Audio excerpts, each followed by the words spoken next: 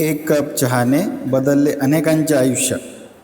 गावाच्या बसस्थानकाजवळ एक लहानसं चहाचं टपरी होती. त्या टपरीचं नाव होतं रामू टी स्टॉल. टपरी साधी होती, पण रोज सकाळपासून रात्रीपर्यंत ग्राहकांची गर्दी असायची. कारण रामूच्या चहात फक्त साखर, चहा आणि दूध नव्हतं, त्यात प्रामाणिकपणा मिसळलेला होता. रामू फार श्रीमंत नव्हता. त्याची पत्नी सीता आणि 10 वर्षांचा मुलगा गनू एवढंच त्यांचं कुटुंब. रोज सकाळी 4 वाजता उठून तो दूध आणायचा, स्वतः मसाला वाटायचा, 6 वाजता दुकान उघडायचा. एक दिवस सकाळी एक वृद्ध गृहस्थ चहा पिऊन निघून गेले. थोड्याच वेळात रामूला बाकावर एक काळी बॅग दिसली. त्याने उघडून पाहिले तर आत 5 लाख रुपये, काही महत्त्वाची कागदपत्रे आणि सोन्याची साखळी होती. आजूबाजूचे लोक म्हणाले, रामू, तुझं नशीब उजळलं, एवढे पैसे कोणालाच कळणार नाहीत. रामू शांतपणे म्हणाला, हे पैसे माझे नाहीत. दुसऱ्याच्या घामाचा पैसा ठेवला तर माझ्या चहाची चव कायमचीच हरवेल. त्याने बॅग सुरक्षित ठेवली. संध्याकाळी तेच गृहस्थ धावत धावत आले. त्यांच्या डोळ्यात अश्रू होते. बाळा, माझी बॅग इथे राहिली का? रामूने हसत बॅग त्यांच्या हातात दिली. वृद्धांनी बॅग उघडून सर्व काही तपासलं.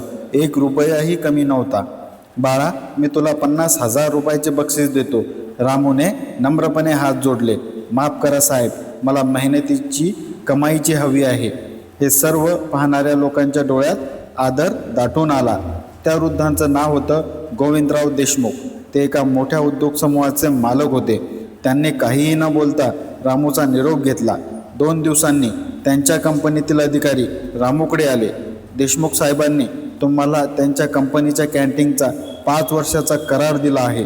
रामूला विश्वासच बसत नव्हता. छोट्या टपरीपासून सुरू झालेला प्रवास आता मोठ्या उद्योगाच्या कॅन्टीनपर्यंत पोहोचला होता. रामूने काम प्रामाणिकपणे सुरू केलं. चांगला दर्जा, स्वच्छता आणि नम्र वागणूक यामुळे कंपनीतील प्रत्येक कर्मचारी त्यांच्या चहाचा चाहता झाला. काही महिन्यात त्याने गावात आणखी 2 शाखा सुरू केल्या. अनेक बेरोजगार तरुणांना रोजगार दिला. एक दिवस गणूने विचारलं, बाबा, त्या दिवशी पैसे ठेवले असते तर आपण लगेच श्रीमंत झालो असतो ना? रामू हसला. बाळा, चुकीच्या मार्गाने मिळालेली श्रीमंती काही दिवस टिकते, पण प्रामाणिकपणाने मिळवलेला विश्वास आयुष्यभर साथ देतो. ही गोष्ट गावभर पसरली. लोक फक्त चहा प्यायला येत नव्हते, ते रामूकडून आयुष्याचा धडा शिकायला येत होते. एके दिवशी मुसळधार पावसामुळे गावातील अनेक गरीब कुटुंबांचं नुकसान झालं. रामूने 3 दिवस मोफत चहा आणि जेवणाची व्यवस्था केली. त्याच्या मदतीमुळे अनेकांना आधार मिळाला. याची बातमी वर्तमानपत्रात छापून आली. जिल्हाधिकाऱ्यांनी त्याचा सत्कार केला. मंचावर बोलताना रामू म्हणाला, मी काही मोठं काम केलेलं नाही. माझ्या आईने मला एकच गोष्ट शिकवली होती, दुसऱ्याचा हक्क कधीही घेऊ नको. आज मी जे काही आहे ते त्या एका संस्कारामुळे. वर्ष लोटली. रामूचा मुलगा गनू मोठा झाला. त्याने हॉटेल मॅनेजमेंटचं शिक्षण घेतलं आणि वडिलांचा व्यवसाय आधुनिक पद्धतीने वाढवला. पण दुकानाच्या भिंतीवर एक जुना फलक कायम राहिला. त्यावर लिहिलेलं होतं, या दुकानात चहापेक्षा विश्वास जास्त मिळतो. त्या फलकाकडे पाहून अनेक ग्राहक हसत, तर काहींच्या डोळ्यात नकळत पाणी येत असे. एका पत्रकाराने रामूला विचारलं, तुमच्या यशाचं रहस्य काय? रामूने चहाचा कप पुढे करत उत्तर दिलं, या कपात चहा कमी आणि प्रामाणिकपणा जास्त आहे. त्या मुलाखतीनंतर रामूची कथा संपूर्ण राज्यभर प्रसिद्ध झाली. शाळांमध्ये, महाविद्यालयांमध्ये आणि प्रेरणादायी कार्यक्रमांमध्ये त्याच्या जीवनाची गोष्ट सांगितली जाऊ लागली. लोक म्हणू लागले, मोठं होण्यासाठी मोठे पैसे लागत नाहीत, मोठं मन आणि स्वच्छ चारित्र्य लागतं. आजही जर तुम्ही त्या गावात गेलात तर बसस्थानकाजवळ एक सुंदर चहाचं हॉटेल दिसेल. आधुनिक सजावट, शेकडो ग्राहक आणि उत्तम सेवा. पण काउंटरच्या मागे उभा असलेला रामू मात्र तसाच हसतमुख असतो.